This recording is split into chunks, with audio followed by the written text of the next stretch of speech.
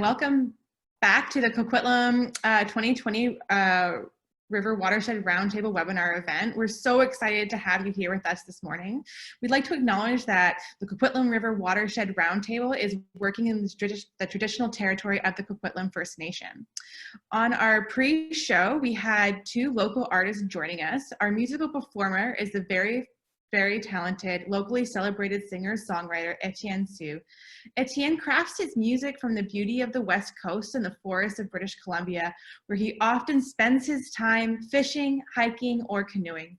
His true life experiences and magical take are woven into songs that will guide you through the themes of love, loss, and triumph anniversary that he explores in his debut album, Better Man. Complementing Etienne's performance is the photography from Tina Louise Harris of Original Designs.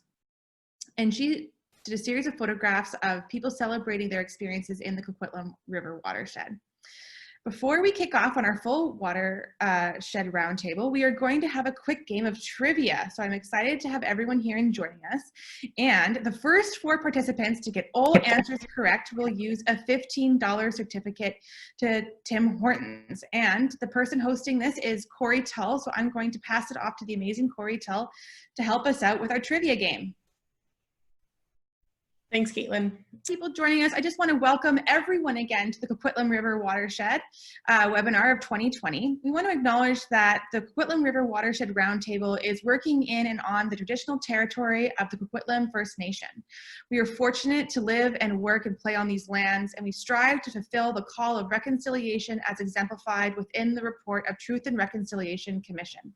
For those of us that are joining outside of Coquitlam, we invite you to take a moment to reflect upon the history of the land you find yourself on, and to those who have come before you on that land, and how the history and the present of that land and waters came to be.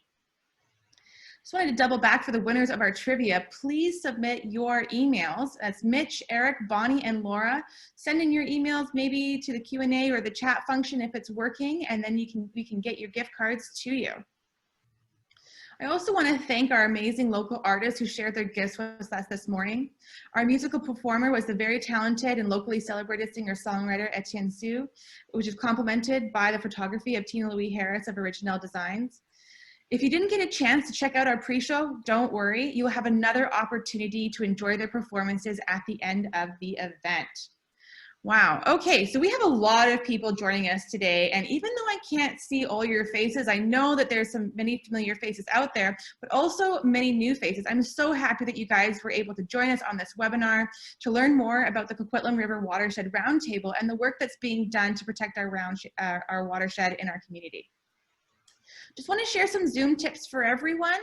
In the top right-hand corner of your window, you can make sure that you have the speaker view chosen. This will make sure that the featured guests will be shown on the main screen. This will make for a better experience. And also chat away using our Q&A session or the chat box if you can. Just make sure that you select to all panelists and attendees. We want to see you chatting. It would be great to see some excitement and involvement and participation in this webinar.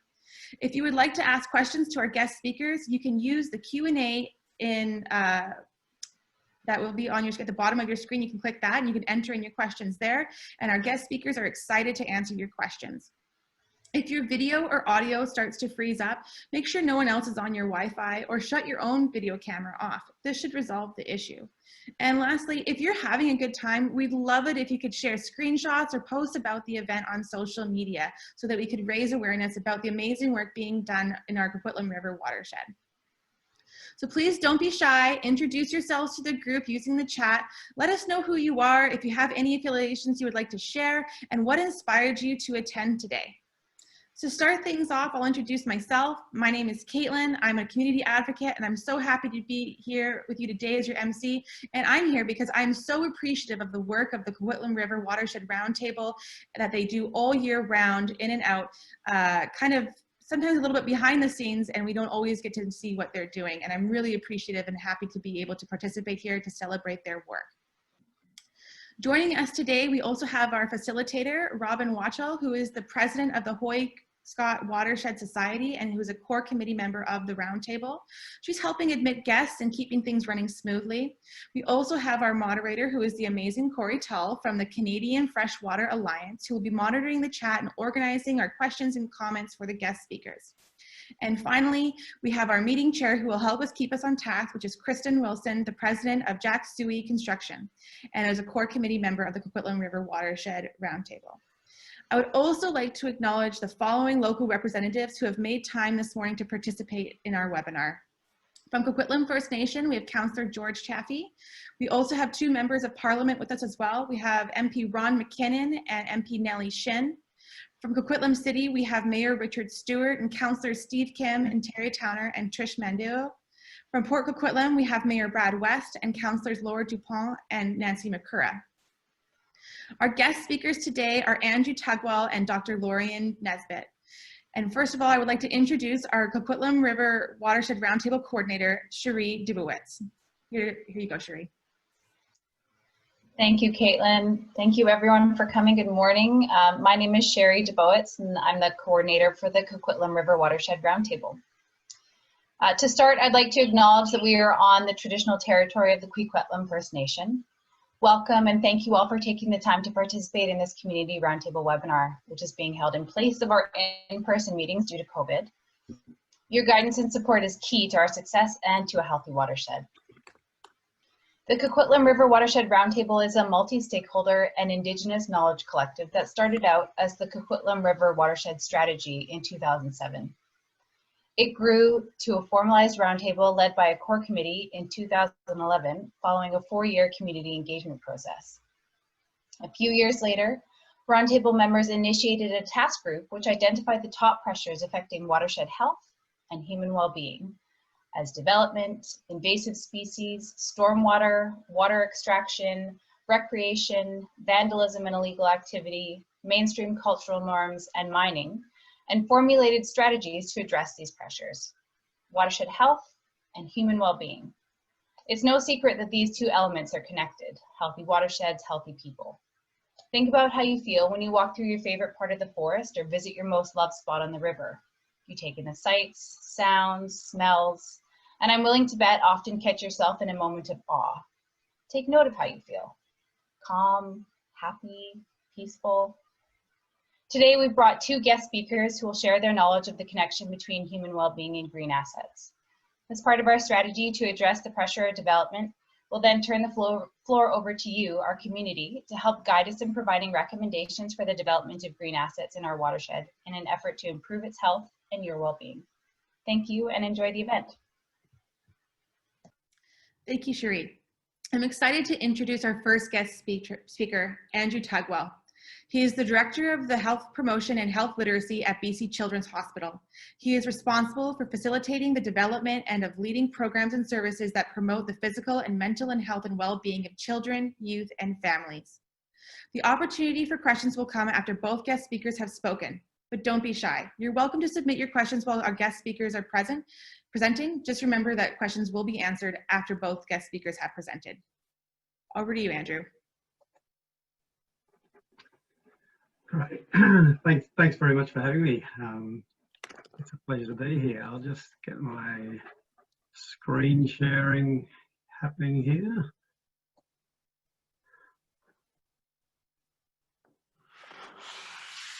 Okay, can everyone see that okay?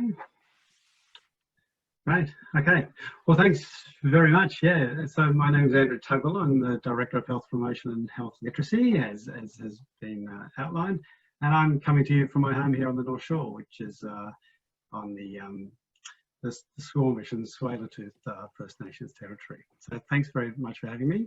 And so my role here is I'm just going to introduce, just to try and make this sort of formalise this connection between sort of our mental health and our physical health and our physical and built environment. So I'll just be briefly talking to you for sort of 5 or 6 minutes, and then I'll hand over to Lorian, who's really going to give you some great examples of the work she's been doing in this area. So I run a team at BC Children's, and our role there with the Health Promotion and Health Literacy team is to sort of enhance the physical and mental health and wellbeing of children, youth and families across BC. We do this through health promotion and health literacy across the continuum. And really, as part of this discussion, we'll focus on that very first part of the continuum around sort of healthy living and wellness promotion. So just to start off with, I think we probably, as a society, underestimate sort of the influence our built and physical environment has on our daily activities and the choices we make each day. When you look at sort of this whole range, when we look at planning, when you look at sort of housing, how safe we feel in our neighbourhoods, how connected we are with our neighbours, access to transport, healthy foods, and particularly in this instance, when with this group looking at how we access our parks and green spaces, do have this incredible influence on our health.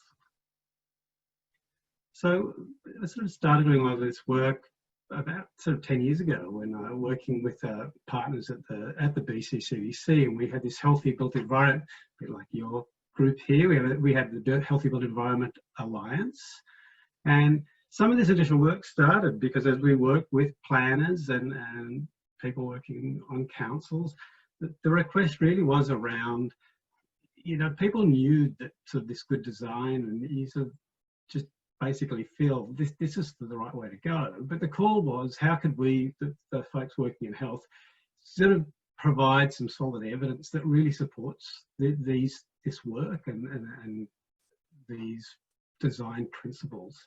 So that was the idea of this toolkit that we developed, linking evidence to good design.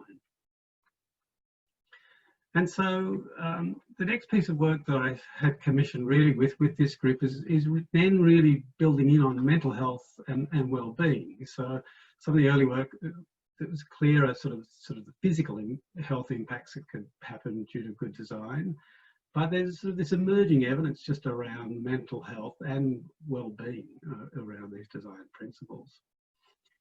So just if you have a look at this sort of additional piece of work, when you look at these, pulling out the design principle, but in this instance focusing on natural environments, you know, there really is good evidence, well, increasing good evidence around the mental health benefits around areas like sort of your watershed area. I mean, I think so. Just watching the pre-show with the music and those wonderful photos, it's not hard to believe. The other piece that is kind of interesting is just even people sort of having been close to natural spaces and even visually seeing, even looking out a window, seeing some of these green spaces, there is evidence that improves people's health.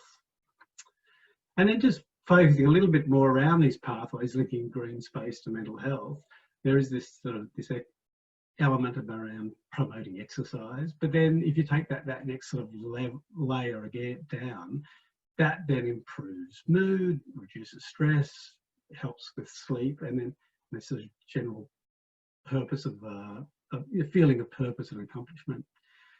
As you can sort of see, it also provides a space for social interaction. And then there's all these other elements that sort of come out of this. So creating this distance from everyday demands, which sort of results in stress reduction theory. This idea of facilitating attention without sort of concentration, that's attention restoration theory. This link with humans with contact with other species, and that's biophilia theory.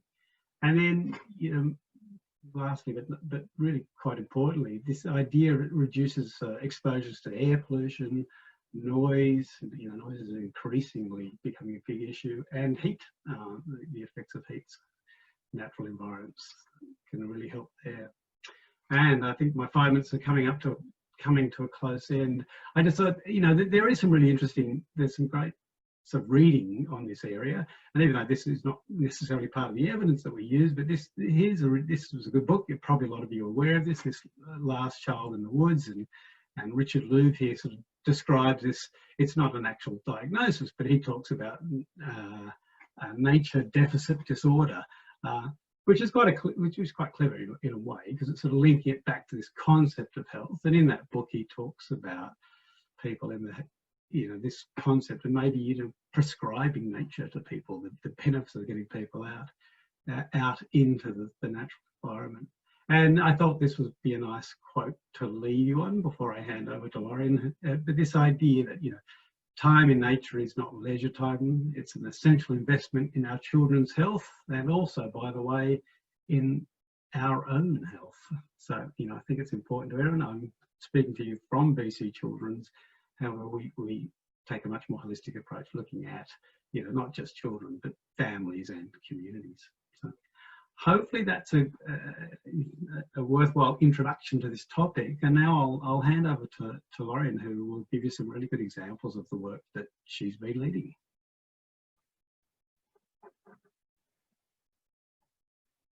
Thank you, Andrew. Thank you for sharing that presentation for us. We greatly appreciate you sharing your knowledge and the work that you're doing in our communities across the Lower Mainland. And that was definitely some fascinating insights into the work that can be done and the importance of nature in our development as families.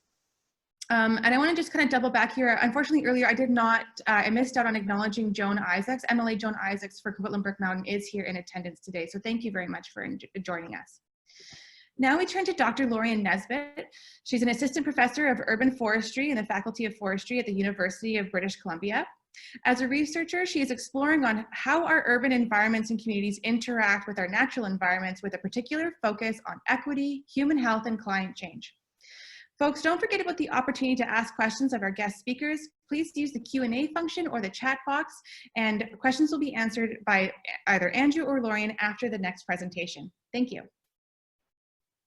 Okay, thanks very much for that. Can everyone see my screen okay? Mm-hmm. Wonderful.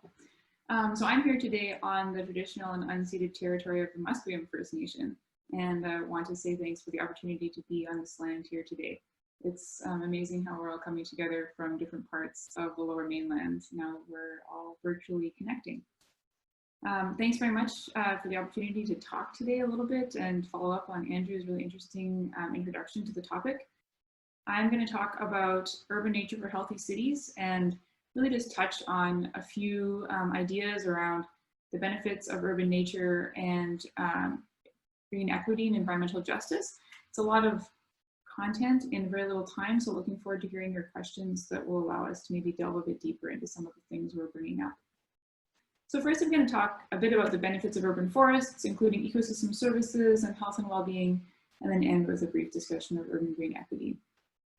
I personally started to become interested in urban forestry, urban nature, and green equity when I was living in Guayaquil, Ecuador.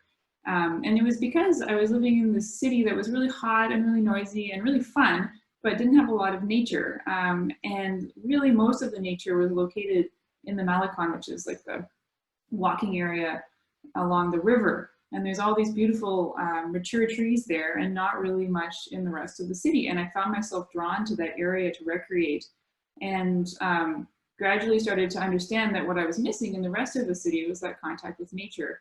And then when I got back to Vancouver, where we in many parts of the city have the luxury of really pretty decent access to urban nature, I increasingly sort of understood how important this was to my own well-being and decided to study this during my PhD. So increasingly, I think as a society, we're becoming aware of the benefits of urban forests, which are the trees and associated vegetation in cities. So you can also describe this as urban nature, but my research is particularly focused on trees and those sort of large woody plants.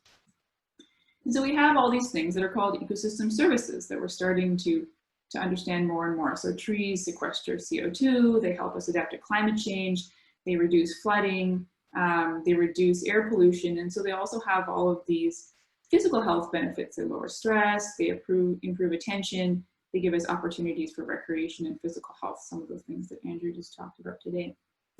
And in the research on these things, we're starting to understand that, for example, urban nature can improve physical health by reducing air pollution and respiratory illness, something that's particularly relevant to us in the Lower Mainland this week with all of the smoke. It allows, or sort of urban nature allows for increased recreation and physical activity, especially by providing shading, and in fact improves pregnancy outcomes and leads to higher birth weights in some cases, or is associated with higher birth weights, I should say. We haven't established causal mechanisms. Some of the initial results in our research group suggest that exposure to urban nature can also reduce allergies in childhood. As Andrew mentioned, there's also a lot of psychological health benefits of urban nature. So being in green spaces can lower our stress and increase positive attitudes, and then can allow us for opportunities for attention restoration and improved concentration as we allow our mind to relax in a green space, but focus on the details of nature. And so we're doing some ongoing work around whether good access to urban nature can improve early childhood development. And of course, I think many people might relate to the social health aspect of urban green benefits. So when we can get out and be in these green spaces that have particular meaning for us, they can increase our sense of community, our neighborhood attachment, and decrease social isolation as we can see our neighbors and our friends in green spaces. And I think this is increasingly important in COVID, when we can really only safely socialize outside without great risk of transmission and infection. So I want to talk a bit about some local research on urban nature and well-being done by a postdoctoral fellow in our lab. Tahia Devonshire has done a really interesting study in Maple Ridge where she looked at the benefits of greenness along a 7-kilometer transect from the city core to a second growth forest. And so trying to understand sort of how different types of urban nature can provide different benefits to our communities. She and a group of students in our lab undertook observations and on-site surveys with residents in Maple Ridge along that transect over 4 days, and some initial results are just coming out from their work. This is a bit of a complex series of graphs, but basically what we have here are a graphical representation of the answers to survey questions that the team asked people in Maple Ridge. And we found that people of different age groups have different motivations for being in green spaces. So those who are younger can prioritize fitness, whereas those who are older often prioritize exploring nature or taking a routine break. Those who are younger in this age group particularly prioritize stress reduction, which was really interesting. And so we're looking at sort of how different parts of the population are using these spaces for their own well-being. And then when we look at how people have perceived the benefits of green spaces along the transect, we see that people are really concerned with the ability of urban nature to clean the air, to provide cooling. So some of these sort of adaptive benefits that help make living in urban spaces a little bit more comfortable. And then also providing opportunities for tranquility, mental health, and that restoration piece. And then you also see physical health and social interaction as being pretty important to people using green spaces along the transect in Maple Ridge. We have these diverse benefits that people are experiencing when being in urban nature. And I think also, interestingly, a pretty good understanding or a detailed understanding of why urban nature is important to us. I really like kind of community connected research, and I think that this research shows a lot of the expertise that local people have around their urban forests and how they use them. Another interesting project that Tahia has been engaged in recently is developing a mindfulness and discovery trail around Loon Lake in the Malcolm Knapp Research Forest, where UBC maintains some research sites. And this is associated with the Loon Lake Research Center, or Retreat Center. And she's created a walk that allows people to experience, be within, and reflect on their experience of nature in that space. And I think that's becoming increasingly of interest to people as they understand the importance of nature and want some guidance in being outside and enhancing those well-being benefits. And she's actually this weekend getting some training in becoming a certified forest therapy guide. And I think that that is really a really nice offering to the community. So if you have any interest in learning more about that aspect of her work, her email is on the slide today. So my real, my sort of interest that's close to my heart is urban green equity. This is where I did my PhD research. And whenever I think of the benefits of urban nature, I think, okay, so what does that mean for environmental justice and equity? Urban green equity is the fair access to and governance of urban forests, regardless of differentiating factors such as socioeconomic status or racialization, cultural background, age, all those things that influence our relational power in society. I often ask people to reflect on why green equity matters when I'm giving a talk or when I'm having a discussion about it, because to me, green equity is important from a philosophical perspective because we want our societies to be fair and just, but it's also important from an efficiency perspective. So we have this evidence that urban nature is so important for our health. To me, we need to make sure that this health promoting resource is available to all of us, and especially to those who are marginalized and may have poor health outcomes and can really benefit from having good access to nature near their homes. There are two sort of main pieces of urban green equity, and these are really complex diagrams that I'll come back to later. But when we're talking about green equity, we're talking about the distribution of the resource, and we're talking about involvement in decision-making around it. And so that's what part of my interest in speaking with you today is that the Coquitlam River Watershed, I think, is a really interesting model of engaged governance and communities working around managing their natural spaces. So to try and get a better understanding of the distribution of urban nature and whether that's fair in the United States, we looked at how urban green spaces and urban forests were distributed in 10 urban areas. And we found that income and education were most strongly positively associated with urban forest access. So those who had better incomes and higher levels of education were more able to access greenness around their houses. So this is trees in your front yard, trees in your backyard. We found that park area was more equitably distributed than mixed or woody vegetation cover around people's homes. So in general, we didn't see a strong association between, for example, income and access to parks. But park access was not even. So there are, as you can imagine, so there are sort of still large areas of cities that don't have good access to parks. And then interestingly, we also found that racialized populations tend to have lower access to urban greenness in cities that are richer, larger, and denser. Sort of bringing this home a little bit, in Vancouver, you can look at this map produced by the city of Vancouver and see that canopy cover on the west side, where incomes tend to be higher and where real estate is much higher or much more expensive, you can have canopy cover percentages that are almost 3 times higher than on the east side. And so it's not, you know, I haven't undertaken an analysis to look at whether or not this is truly associated with socioeconomic factors, but it does suggest that this might be the case. And one of my colleagues and her team have been looking at equitable urban green space access in Metro Vancouver. And so they examined whether access to parks and exposure to trees and vegetation around the home are associated with neighborhood marginalization. Their results indicated that those neighborhoods with greater residential instability, so where people were moving more often or where there were more renters than owners, those neighborhoods with material deprivation, so with lower incomes, lower numbers of assets, and where with ethnic concentration or a concentration of racialized groups, those neighborhoods were associated with lower access to public parks, lower residential exposure to vegetation and water, and higher residential exposure to buildings and paved surfaces. So they weren't as green and they had more built space.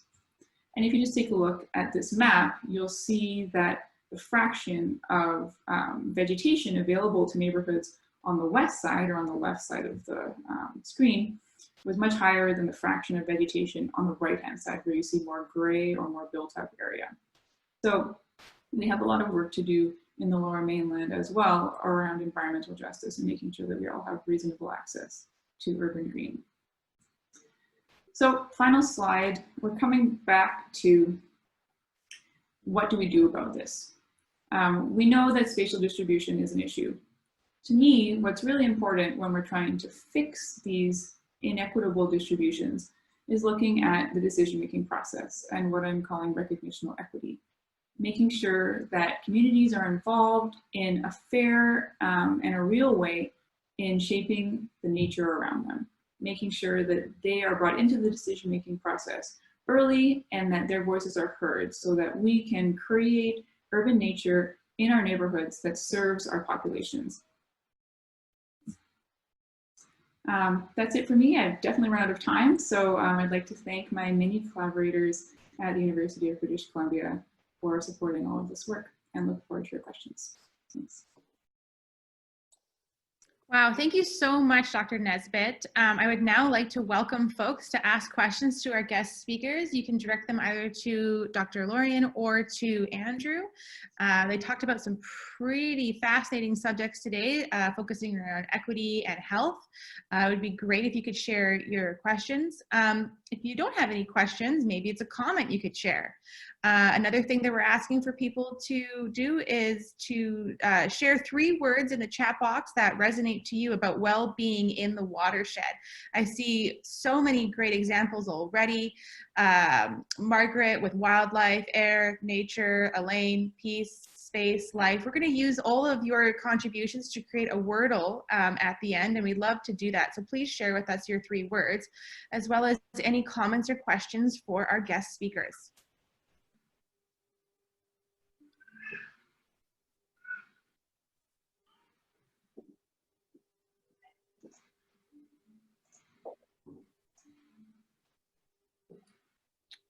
All right, we've got a few questions here. We got a comment from Laura DuPont, who's commenting on how interesting it is to learn about how trees are a great equalizer. I think we all know about Laura's passion for trees and her advocacy for trees, and we greatly appreciate that. There's a question for Andrew from Jay. Can you tell us what types of programs you were implementing during the pandemic? Yeah, sure. Excuse me. Yeah, I guess when I'm speaking on behalf of sort of the health literacy and health promotion, I guess a key role we've been playing there has been mainly around sort of information and knowledge exchange. If I'm talking about the pandemic a little bit more in general. So I think we've been playing a role, as I sort of alluded to.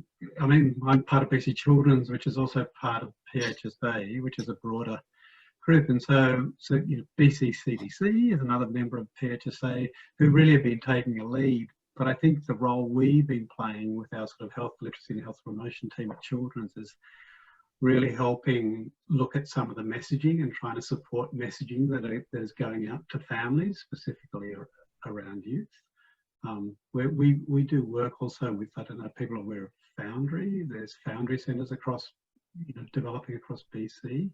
So I think through different sort of channels, we're trying to be sort of part of a solution around getting information and knowledge about the pandemic and about how we can try and stay safe. And then just recently, I guess that work's also trying to support schools as well with getting information through them as well. But then, I mean, I guess if you wanted to hear more about it, actually in the hospital itself, you know, there's a lot of movement towards virtual visits and virtual health.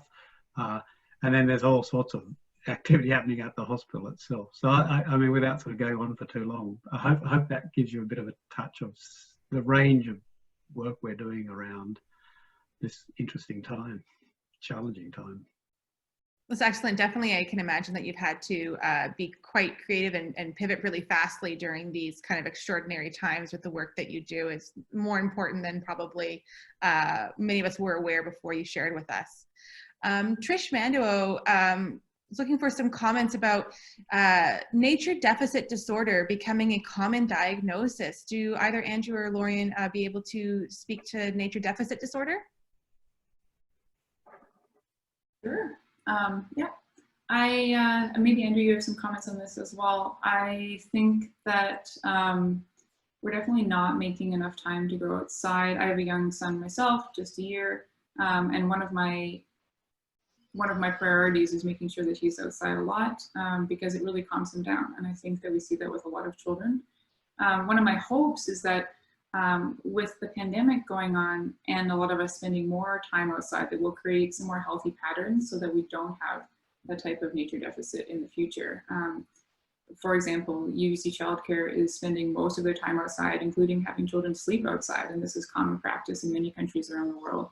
So I think certainly once we're aware of the importance of urban nature, we can start making those changes that make sure that we and our children are getting outside enough so that we have those restorative effects and see the benefits of nature in early childhood development. Yeah, the only thing I'd say, I think there's a growing number of people that really are understanding this concept, and I guess the only bit I'd say, I mean, I try to sort of be a bit careful how I couched it as well. I think it's clear that it's sort of still a concept. I don't know. I honestly couldn't answer the question whether that would actually become an official diagnosis at some stage. I could imagine there'd be about 1,000 hoops to jump through to get on the DSM around that piece. So I think at the moment, look, it's just I think it's a really good tool around knowledge exchange and sort of highlighting and increasing awareness of this issue. I really can't comment about whether that actually becomes an official diagnosis down the track. So I'd focus on the fact that I think there's more and more people being really aware of it and championing it would be my Those are some great insights and a great kind of instigation for a conversation there, Trish. Thank you very much. From Laura DuPont, this is a question for Dr. Lorian. How do municipalities short on resources find the balance between rebuilding canopy coverage and maintaining trees for a healthy community? Yeah, that's a really tough one. And that also, I think, relates to the question from Stefania around risk of urban trees and how do we manage that and consider it in our research. So I have spent a lot of time talking to urban foresters and urban forest departments in Canada and the US, and no one has ever said that they have too much money. Everyone is always cash strapped. We don't see enough municipal investment or provincial or federal investment, frankly, in urban nature or urban forests. So first, I think it's important to acknowledge that the primary managers of urban forests are pretty cash strapped and generally doing the best they can with limited resources. At the same time, I definitely think that the focus within the discipline is on trying to maintain healthy trees, despite the fact that politically it can sound great to have tree planting drives. We need to make sure that those trees are healthy and surviving and not causing risk. And so some cities that have particular difficulties with tree survivorship are actually shifting to measuring how many trees they plant are surviving rather than just how many they're planting. And so I think we can really take sort of a two-pronged approach though, right? I guess one is just to raise awareness of the importance of urban trees so that maybe we have sufficient funding for management and increased canopy cover. And the other is to manage our trees, do some strategic planning around how they'll be managed to maintain canopy cover and replacing trees or growing the canopy as necessary. Of course, healthy trees and maintaining our trees in good condition means that we're going to maintain our canopy cover, so they go hand in hand. In Vancouver, we are definitely losing canopy because of development, but also trees aging out, and so we need ways to make sure that we're at least maintaining the number and coverage of trees in our city. So excellent. That's really good insights on not only just the amount of trees, but the health of trees. I'm sure something that a lot of us think about, but maybe don't always have the right words to express. We're going to have to cut our Q&A session a little bit short, but I think it would be great to ask one last question before moving on to our community input session. If you haven't had your question answered, but you would like it, feel free to message us again in the chat with your email, and we will try to get back to everyone after the event. For the last question, Mayor Brad West had an interesting question. It goes, what is the relation between zoning and green space that has been found in your work? I can answer that a bit. So I've only looked at zoning and access to green space in one case in Portland, and we found lower levels of greenness in commercial, industrial, and mixed residential or multi-use zones. I think that's definitely an area of research that is important as we're starting to build out our cities and try to increase or at least maintain canopy cover. One of my PhD students is currently looking at the relationship between densification and urban greening. I should say though that in a review of the literature from various different countries, it's not always the case that when we have denser neighborhoods that we have fewer trees or less green space. So it has a lot to do with how we choose to build out our neighborhoods, how we choose to create those multifamily dwellings, and whether we are clear in requiring that green space be a part of those developments. So it has a lot to do with the development choices that we're making and how we're defining zoning. There is a lot of work going on, I think, within municipalities right now on the planning side, trying to understand how do we maintain trees when we're redeveloping lots. How do we make sure that when we're requiring green assets be developed and associated with in association with development, how do we make sure that that green space is close to the development and not elsewhere in the city? And to me, a lot of that is around making sure that we're planting trees in residential neighborhoods and not just sort of focusing on creating large parks, which are a lot less feasible. So making sure that people have access to nature by their front door. That's great, and you're being complimented on the thoroughness of your answers, so thank you so much. I think lots of us here are enjoying learning from both you and Andrew and all your research and insights on our watershed and how we experience nature in our urban environment, so thank you. We are moving along in our morning webinar. These have been great presentations, excellent questions, and now we're going to turn it over to Jeff Nagel to help start off our community input session where we want to hear from you. We've had so many participants share their words about what well-being in our watershed means, and we thank you, but now it's the time and opportunity to share even more input with the Coquitlam River Watershed Roundtable. Jeff, over to you. Thank you, Caitlin. Am I up on video? Am I on the screen? Yes, you are. It's not showing on my screen. Thank you very much, everybody. Good morning. My name is Jeff Nagel. I am the Director of Development for Western Canada for Morguard Investments. I'm based here in Vancouver, and I'm a core committee member as well as a member of the development subcommittee. For several years now, prior to my time involvement, but I'm enjoying getting involved heavily, we've been receiving input on impacts on the watershed, particularly development issues, among others.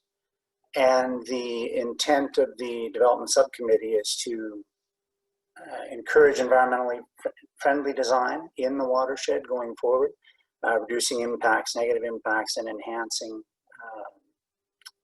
human and ecological values that were identified as long ago as the Lower Coquitlam River Watershed Plan. Impacts on riparian areas, natural areas, salmon habitat, and recreation. So we really look forward today to getting as much input as we can and your opinions on what you consider future green spaces should be, what your values are for those green spaces, and the best things you can get out of them. One of the questions on my list is where do you go for nature therapy? In my other life, we often refer to retail therapy, but certainly far more important is the nature therapy, and the recognition by the development industry and by everyone in the community that is the case is getting better and better every day. Certainly we've all been living through a minor science project with the pandemic shutdowns and our inability to get together in groups. This week was a particularly difficult week in that we couldn't even use that nature therapy, or it was seriously reduced. So it's pointed out more and more the importance of access to nature. So key question for your input is, do the places you live and work have adequate access to green space and appropriate green space? And is that meaningful to you, and why? And we look forward to hearing from you. And again, thank you very much for sharing with us. Back to you, Kate.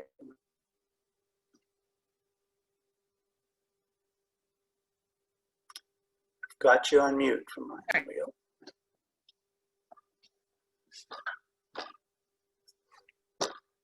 Am I here now?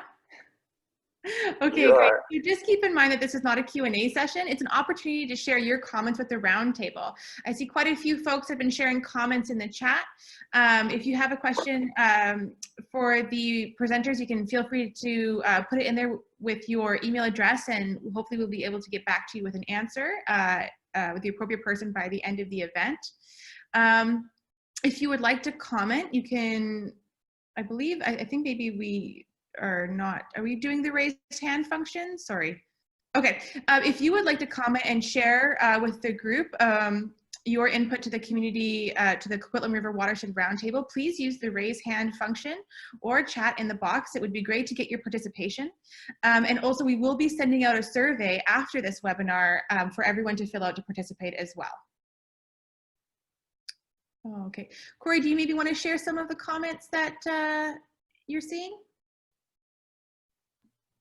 Yeah, absolutely. And if folks haven't figured out how to raise their hand, sorry, I'm just looking here. You can raise your hand, and I'll say your name and I'll unmute you so that you can ask your question or provide your comment. But there are a few comments in the chat box right now, and so let's see here. We've got one from, let's see here, Misha. If we want to reduce homelessness, we need to provide accessible mental and physical health supports as well as affordable and low-income housing. Yeah, definitely. Thank you for providing that, Misha. Do we have any other comments that folks want to provide specifically around what Jeff was asking? We'll just give you a moment to think and you can raise your hand.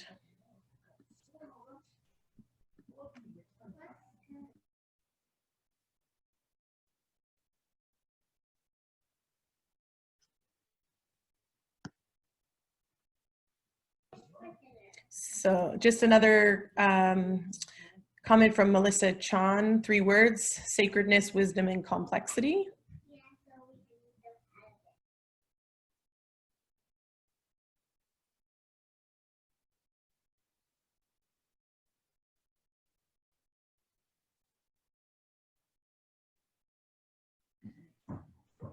All right, so let's see here from Susan. I've lived in Port Moody for over 10 years and still enjoy exploring and finding new trails and forest walks with my family. Thanks for sharing that, Susan.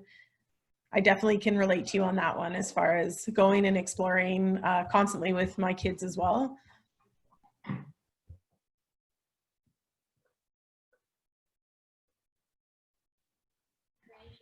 This is a great one from Eric. Are there opportunities to volunteer in support of the Coquitlam River Watershed Roundtable activities? This has been extremely informative, and I know a lot of people who want to take positive action.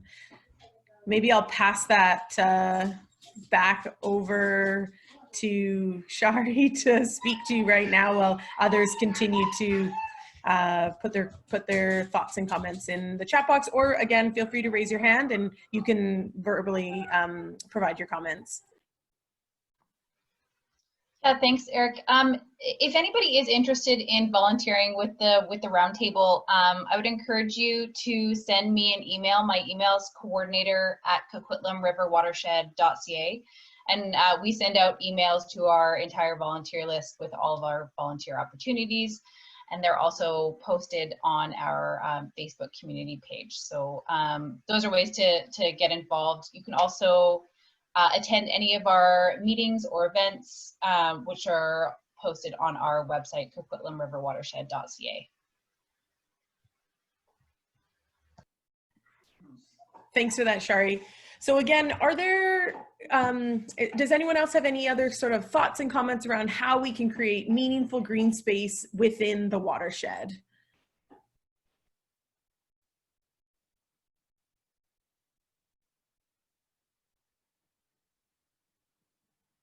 All right, we've got one from Elaine that says, worried about loss of mature trees for development. What can RT do? Roundtable. Thank you. And then we've got another comment from Melissa. As we densify our municipalities, covering sites, covering sites that are less than 90%, we're losing our mature conifers, replacing with non-native young street trees. How do we get decision makers and developers to work with existing site conditions to preserve these sacred giants? So these are really great questions, and I think that it's important conversations to be able to have. Some of the questions, I know the roundtable will be following up with a survey and with some additional information following the event to provide some answers and be able to connect with our speakers as well. And let's see here. The other question that Shari's put in here is, does anyone live or work in an area that has a particular lack of green assets? So do you live in an area or work in an area within the watershed that has a lack of green assets? So feel free to put that into the chat box or raise your hand again if folks would like to. We've got another question here around how do we encourage municipalities to put a dollar value on our natural assets?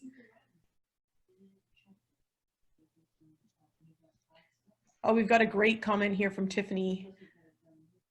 How would we, it would be neat and fun to create a pocket guide with more inclusiveness and with equity in mind for people as a park visitor etiquette. Do you want me to answer the question on putting a dollar value on natural assets? Sure, yeah, that would be great, Lorraine, if you're up for that. So there's lots of research on this, actually. This is partially just a communication issue, I think. To be honest, also, a lot of the urban foresters that I work with are increasingly aware of this research. So there's research that has quantified the health benefits or certain health benefits of urban nature. The sort of first piece of research that came out a long time ago now was that hospital stays were reduced by 8 days if you could look out the window at a green space as opposed to at a brick wall. And because we're able to sort of so clearly define the number of days reduced on average, then you can put a dollar value to that. There's various NGOs that have put dollar values to things like increased visitation to commercial areas that have more trees, increased parking fees even, and we've done some research on what are called cultural ecosystem services, so trying to understand the health benefits and then also some of the sort of educational benefits of urban trees and trying to put a dollar value or some similar quantifiable value on those natural assets to try and get the attention of policymakers. So that's actually been a really big move in the past 10 years in the field of urban forestry. It doesn't mean that cities will always invest money in urban forests, but the amount of investment has gone up a lot over the past couple decades. So I think we're moving in the right direction.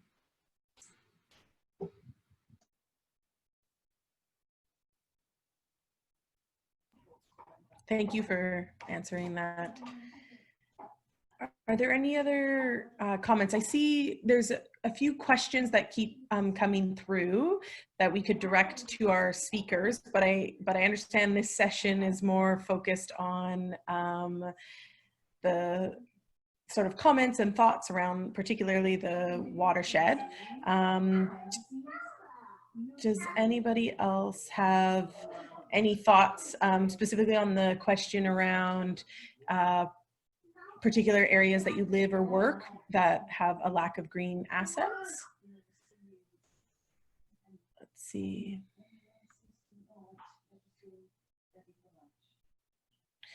So there's a comment from Jennifer here. How, when, with what to replace trees that will not survive the coming changing climate? Large giant cedar trees have enormous water needs, and as the climate in the lower mainland becomes drier, they struggle to survive. What are some thoughts on planning to replace them with more drought tolerant species? So that's another interesting question. I don't know if any of our panelists want to tackle that one or not, but yeah. All right, perfect. The region has a list of climate resilient trees that should be prioritized for planting as we prepare for increasing climate change, and that's definitely on the radar. And it is really sad to see a lot of the red cedar trees suffering.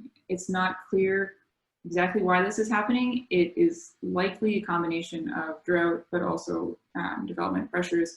And it could have to do with soil microbiology as well. As trees are increasingly cut off from each other, they can't form those relational sort of ecosystems or families that support each other during stressful periods. But the issue of cedars dying is of concern to urban forest managers around the region. Thank you, Lorraine, for that. So one other question out to folks: what constitutes meaningful green space for you that are on this? What do you like? What would you like to see within the watershed and within your community? And if you haven't noticed in the chat box, there is a list of nature therapy resources that might be of interest to you. And I believe this will be followed up, provided as well in a follow-up email, but there's some fabulous resources there.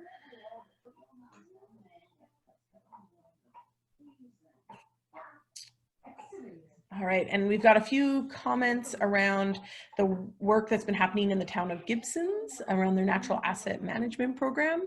There's definitely some great work that's been going on there for sure, and investing in their watershed and including their community natural assets as part of their like regular budget within the community or the city. So some good lessons to be learned for other communities. All right. I'm looking at the time, so I might pass it back to you, Caitlin. All right, well, thank you, Corey, for your help in moderating the comment section. Lots of good feedback, you can tell lots of people are thinking about their watershed, responding to some of the issues and insights that were presented by our guest speakers, and we really appreciate everyone's participation today. A few folks were asking how to get more involved in the Coquitlam River Watershed. Sherry gave a few examples of how to get involved, but definitely I would encourage everyone to follow the Coquitlam River Watershed Roundtable on social media, sign up for their email list so that you can stay in touch with them and to find out about activities being hosted in the Coquitlam River Watershed area. Kind of the ongoing work that they do is shoreline cleanups. They have a Rivers Day coming up this Sunday, not this Sunday, but a Sunday in a few weeks, September 27th. The roundtable will be attending the Rivers and Trails Festival shoreline cleanup in Lions Park from 10 a.m. to 12 p.m. and screening their virtual watershed tour at 5 p.m. So folks can jump online, check out their Facebook page for more information about that event, as well as in terms of other invasive species cleanup. They happen several times a year. I mentioned this last year, you know, if you're somebody who's been stuck inside lately, as we all have, and you want to get out and you want to, you know, do something and go for a walk, you can also work at addressing invasive species in our watershed. And that's something that kind of helps get out some physical energy and stuff like that. So you can look into that and participate in a shoreline cleanup coming to you, or an invasive species cleanup. Those are great events to meet folks that are also interested in our watershed and to connect with other volunteer opportunities for the Coquitlam River Watershed. There's links to our survey as well as to the River and Trails Festival in the chat box, so please check those out when you can. We hope everyone enjoyed this event, and we thank you to all our participating guest speakers as well as our artists and our attendees for sharing your time with us today. I also want to thank all the members of the Coquitlam River Watershed Roundtable for their hard work in preparing this event, as well as their ongoing efforts throughout the year. I know that you guys do a lot of work that we don't always see, but we greatly appreciate it. So thank you to everyone that's part of the core committee there. So thanks again for joining us. Please complete the survey being sent out via email. And now for everyone's enjoyment, like we had at the beginning of the show, please enjoy the music of Etienne Sue and the photography of Original Designs. And as well, please follow Etienne Sue on YouTube and subscribe to his channel, everyone. Thank you very much for everything.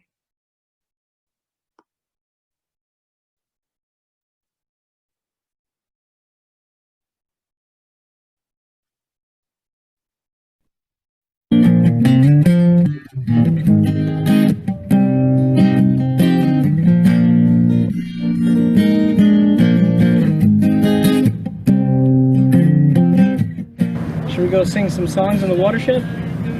Let's go. Hey there, how's it going? My name's Etienne. I'm a local artist from Coquitlam, and thank you for joining me for this outdoor concert.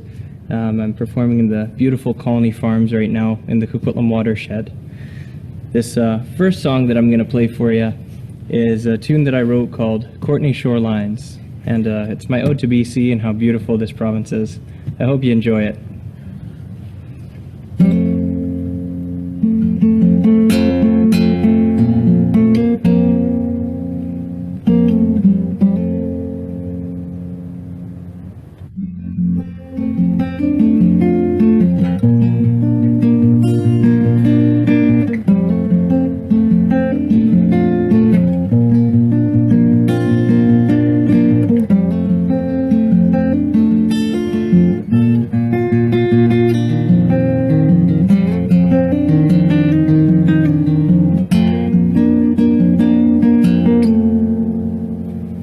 I don't think I could ever leave these mountains.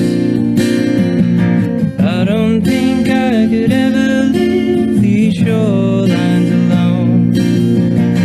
I don't think I could ever take my eyes from the ocean. Yeah, they keep calling me home today.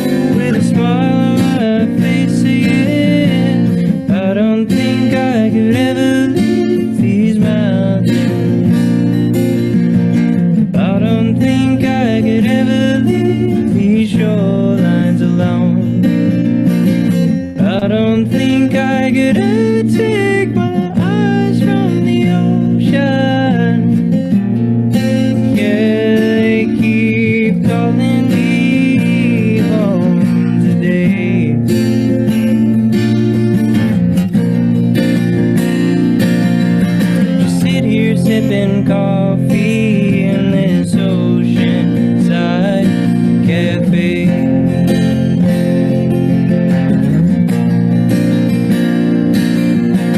Pretty little barista flashing me a smile. I try to keep my cool, but my heart begins to race. And I know that nothing can quite compare to these BC summer days.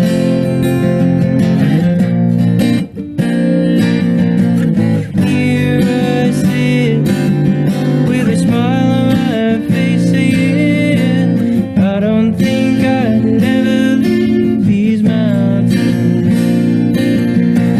I don't think I could ever leave these shorelines alone. I don't think I could ever take my eyes from the ocean. Yeah, they keep calling me home today.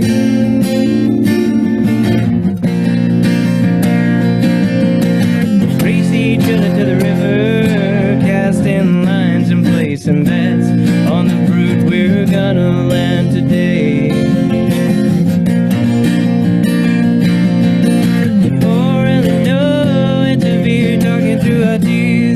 But boys will be boys.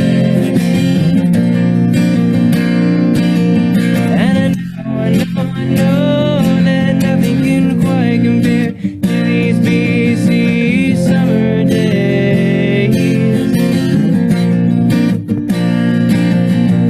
Here I sit with a smile on my face saying, it's the friends who make these moments I look back to. When my hair has turned another shade of gray, floating down the pond.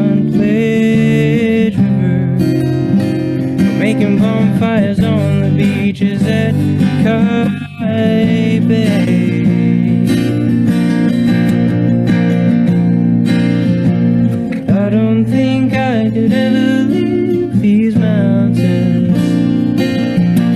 I don't think I could ever leave these shorelines alone. I don't think I could ever take my eyes from the ocean. Yeah, they keep calling me home today.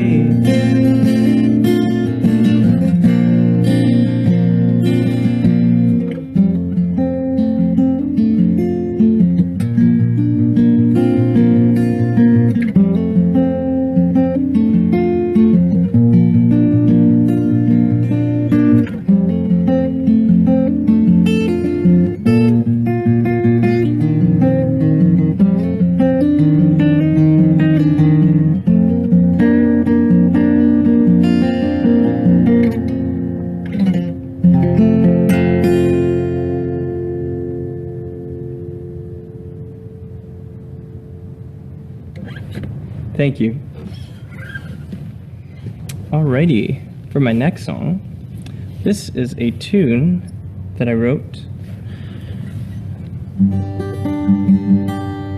for a dear friend of mine, and it's a song about kind of figuring out where you want to go and where you want to be in life. And yeah, this song is called Where She Belongs.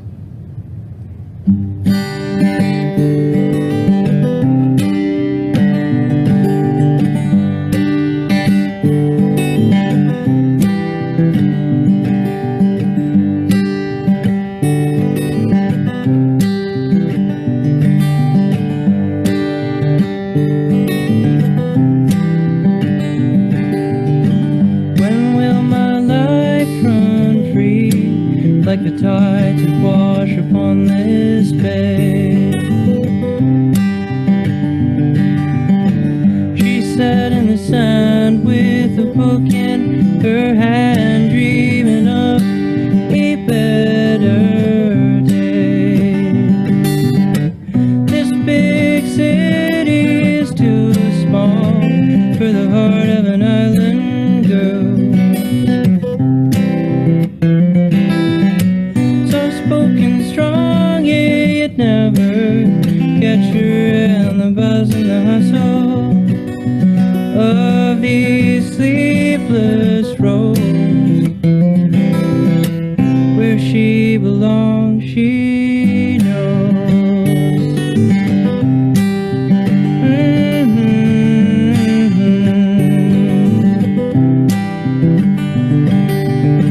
Leaning back beneath the willow tree, together they weep, while tears dried from her azure eyes in the crisp fall ocean breeze. This big city is too small for the heart of an island girl. Soft-spoken, strong, yeah, you'd never catch her in the buzz and the hustle of these sleepless roads. Where she belongs, she knows. Yeah, she knows. Well, she loves different things in life than the allure of Granville lights. Nothing could ever be as sweet as bears from her papa's homegrown trees. Her values are firmly planted like island evergreens.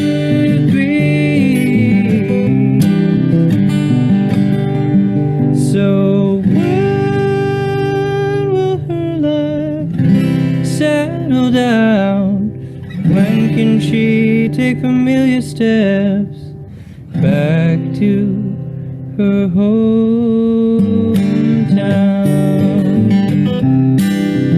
Back to her hometown.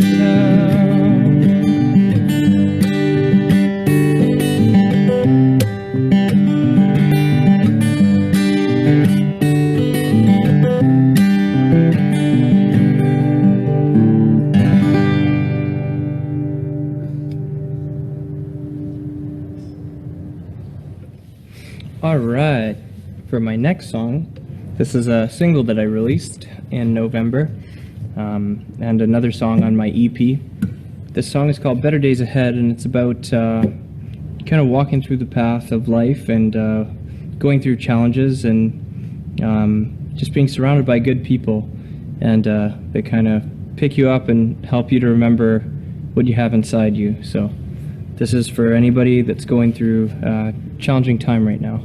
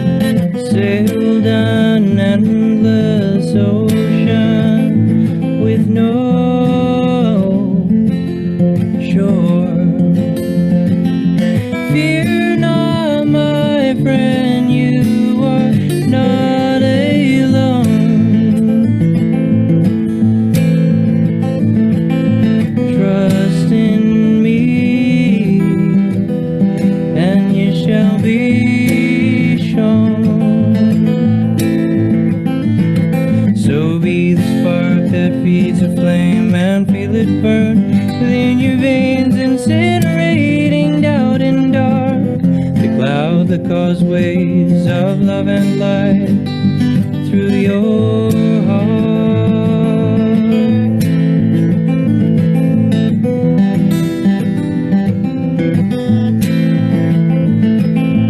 When you are lost and cannot find your way,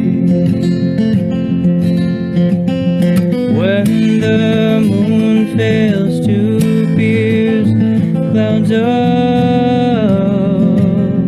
grace, I'll carry you when times get tough, my friend. Forget the other stuff I'll say. Leaning closer to me now, hear me when I say,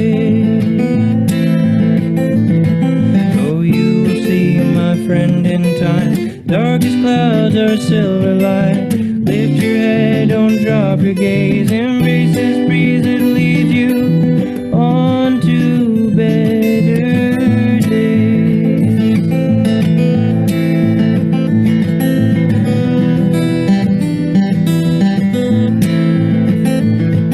So no matter how bad your broken bridges burn, your misled heart will heal in time to reveal many lessons learned. So take those broken shards and make a masterpiece, mosaic in your mind. Learn to love yourself again. You're designed to shine. So be the spark that feeds a flame and feel it burn within your veins, incinerating doubt and dark. The cloud that causeways of love and light through your heart.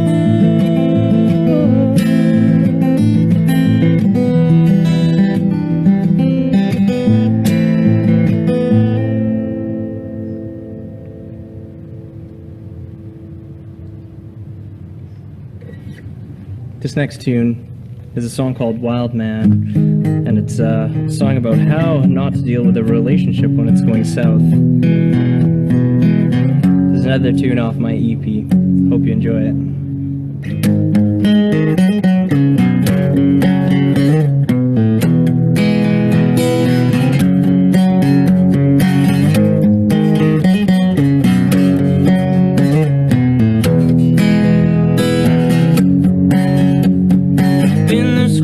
Mountains, there's a tale that shot yesterday.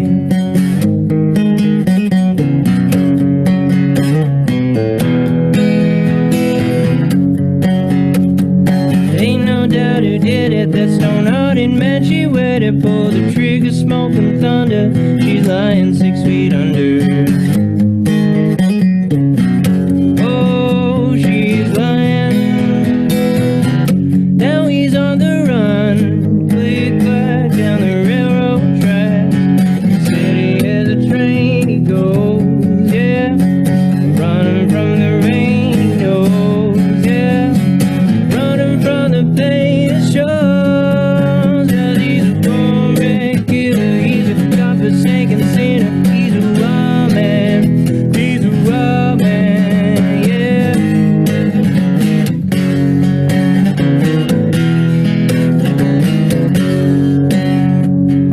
Said you better run, you better leave this town. Got a blood trail, they gonna catch you with these hounds.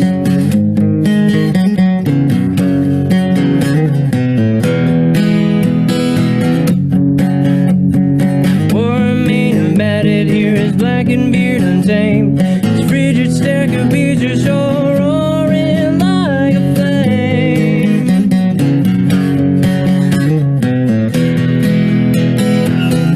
Now he's on the run, click-clack down the railroad tracks.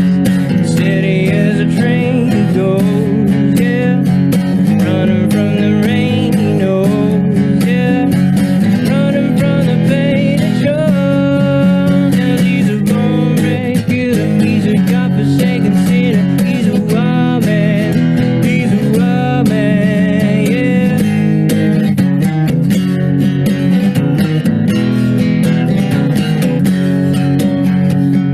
Black and blood-soaked nails scraped over rocks as he clambered up the jagged mountain tops. He remained amongst the pines, they say, in an attempt to keep his demons at bay.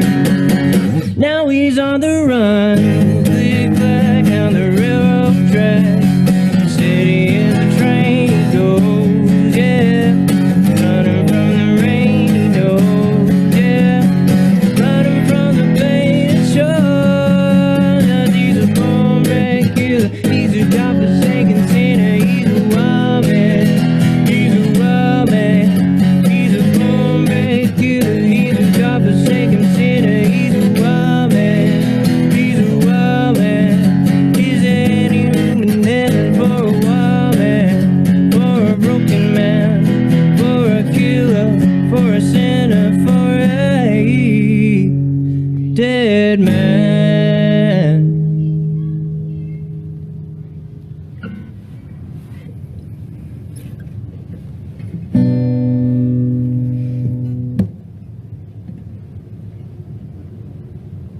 This next tune is a track off of my EP called Better Man.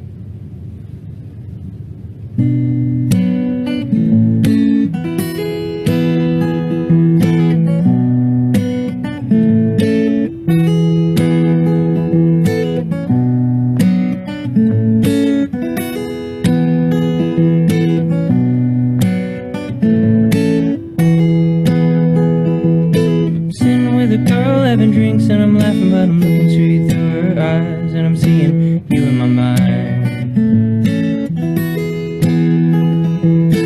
Now I'm trying to race you from those romantic places that you and I walk through together at night.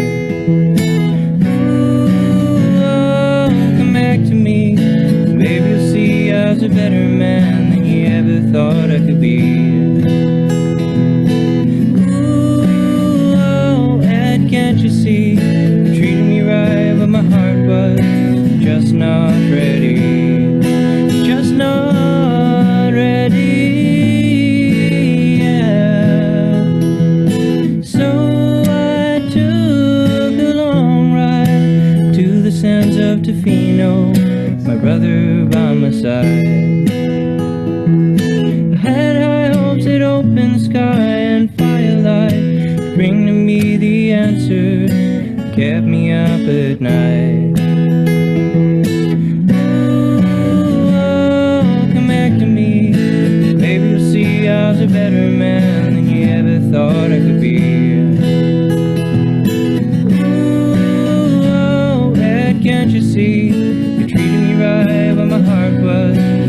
just not ready, just not ready,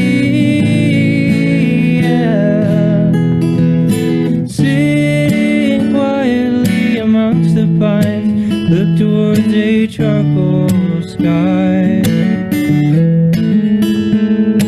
Between the crashing waves I realize perhaps I met the right girl, the right girl at the wrong time. Ooh, oh, come back to me, maybe you'll see I was a better man than you ever thought I could be. Ooh, oh, Dad, can't you see, you treated me right, but my heart was just not ready, just not ready, yeah. Ooh, oh, come back to me, words I'll never say again, because you know I see. Your company was wonderful, we were on two different roads, this I've come to see. Yes, I've come to see, yeah. Yes, I've come to see, yeah. Yes, I've come to see, yeah. Yes, I've come to see, yeah.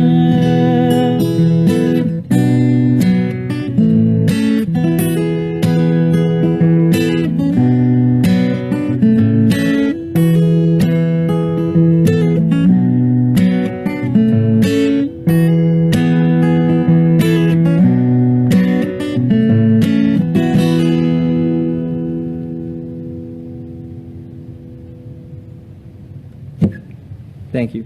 Alrighty, this next tune is a song about a farmer who's sick and tired of working, and Razy's about to give up hope. He sees this beautiful woman, and it's the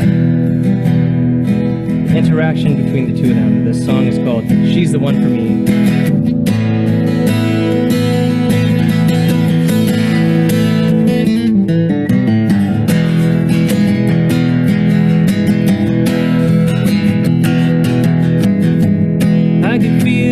Dripping from my brow, breaking my back, pushing that damn plow. Look to the heavens and yell, this feels like hell. So I button my lips just to cuss and scream, while my eyes they stretch just beyond my feet to the prettiest thing I ever did see.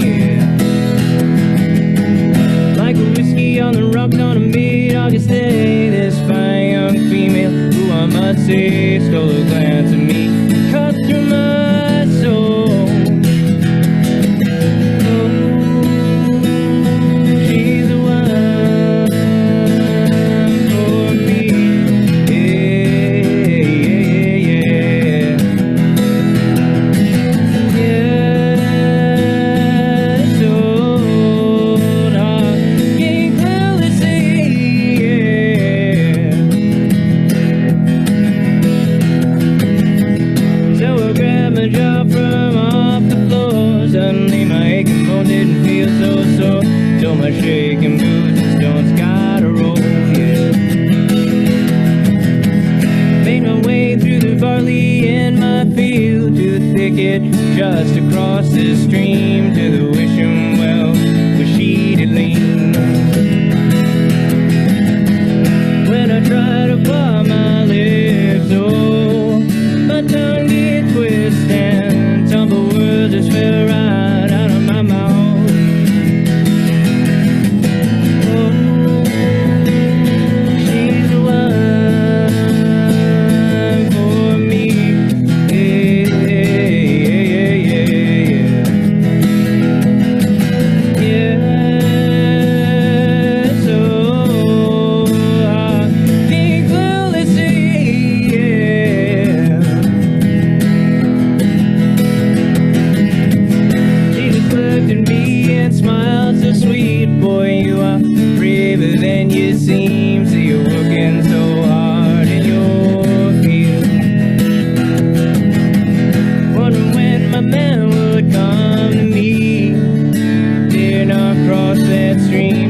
shine, nature's been gripping me.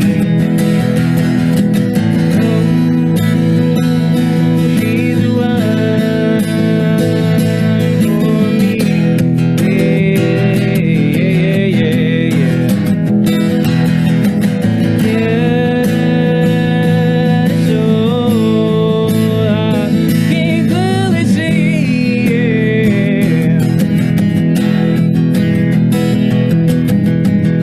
And she grabbed my hand and kissed my cheek, led me down to the old chestnut tree, and that's the night would you count the stars with me. So we sat there on a bay of day, watching daylight fade away, and well, the rest is history, yeah. She's the one for me, yeah, yeah, yeah, yeah. So hard, can clearly see, yeah. Oh, yeah, yeah, yeah, yeah, yeah, yeah, yeah.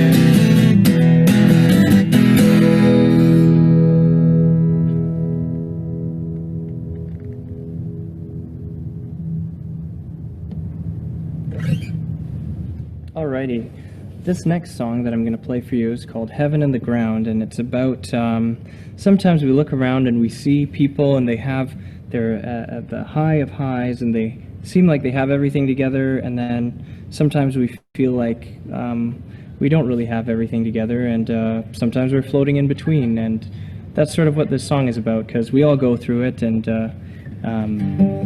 it's just kind of the ebb and flow of life. So this yeah, hope you enjoy this one.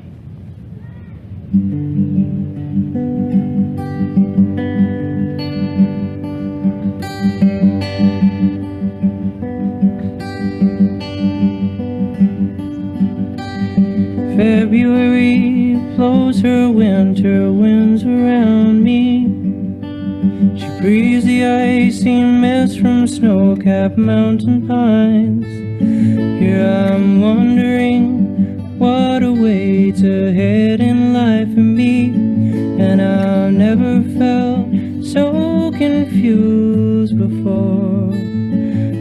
I've never felt so confused before.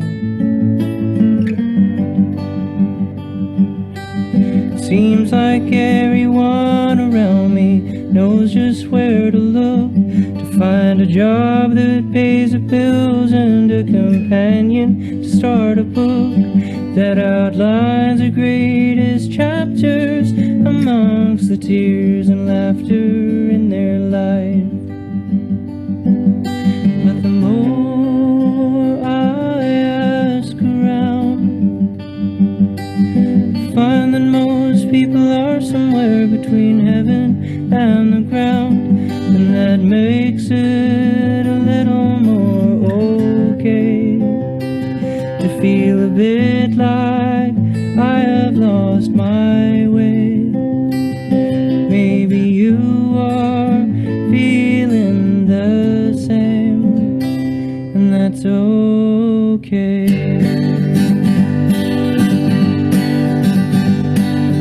Here I am sitting on everything I thought I'd need. Pieces would fall into place once I finished my degree.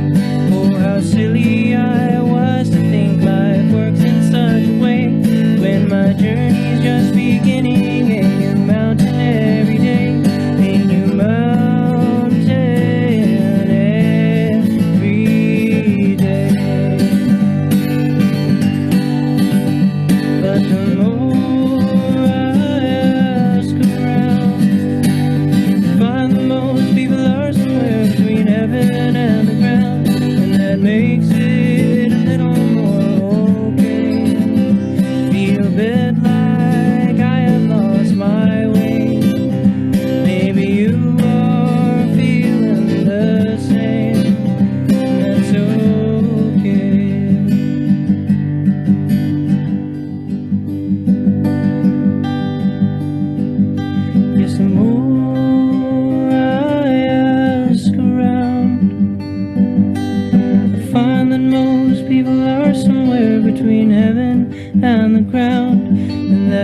makes it a little more okay to feel a bit like I have lost my way.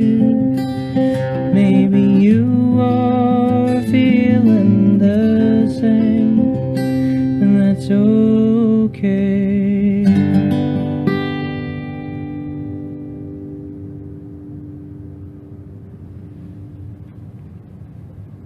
It's okay, people. This is another original called Starlight Girl, and the idea is that there's some wonderful partner that's walking through the stars, making their way to you, and they're doing whatever they're doing in the universe, but eventually a good person's gonna make their way to you. So that's kind of what this tune is about.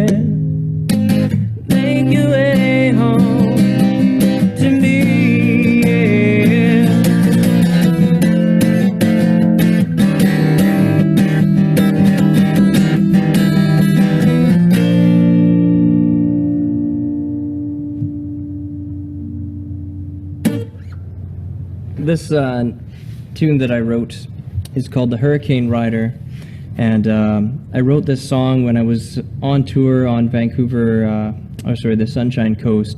I booked my first tour. I left my job to be a musician, and it's the scariest thing I've ever done in my life, and had a lot of doubt kind of going on in my mind, and as I was touring the Sunshine Coast, I wrote this song, and this is a tune for all musicians, because I know you've all been there, and just anybody that's taking a leap in life and doing something that they're scared to do, or yeah.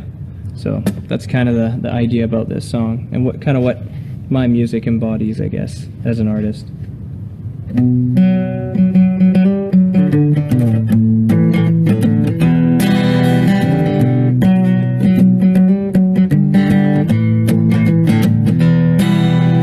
Gave my 2 weeks notice to a stable job at home. Packed my bags and I hit the road, drove to the unknown, yeah.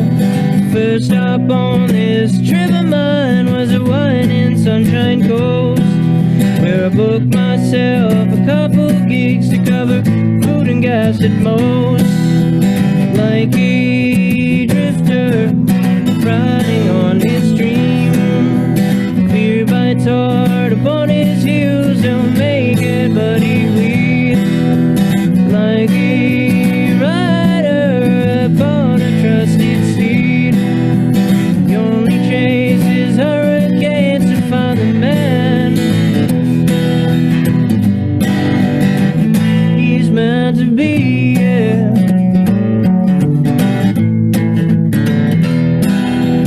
Check myself into a room with my guitar and close my eyes, trying to silence a flood of doubt that fights within my mind. All alone and miles from home, I'll step up on that stage. Starlight shines through my darkest thoughts when my gaze lands across David's Bay.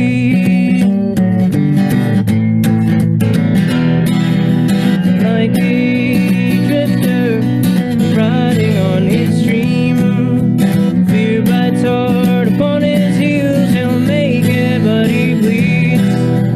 Like a rider upon a trusted steed, he only chases hurricanes to find the man he's meant to be, yeah. Through the day and night he rides with stories on his tongue. Speak of hurt, love, loss and pain to spirits old and young. Tells these stories from his soul, they pour like West Coast rain, to help them find their way like he once did. Through his own pain, he rides for those who wish they could, he rides for those who can't. He rides for those too scared to move, he rides to make a stand. But he rides the hardest for himself, he's scared of what could be. If the fear within his heart would win, and he never found the man he's meant to be.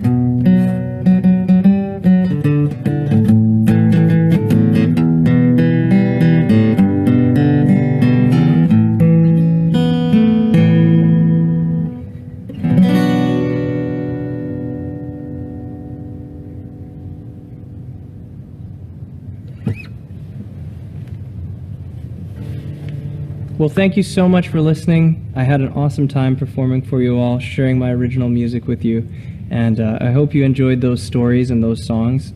And yeah, I hope to see you all soon, and thank you again to the Coquitlam Watershed and everybody for having me on to do this. I really appreciate it. Cheers.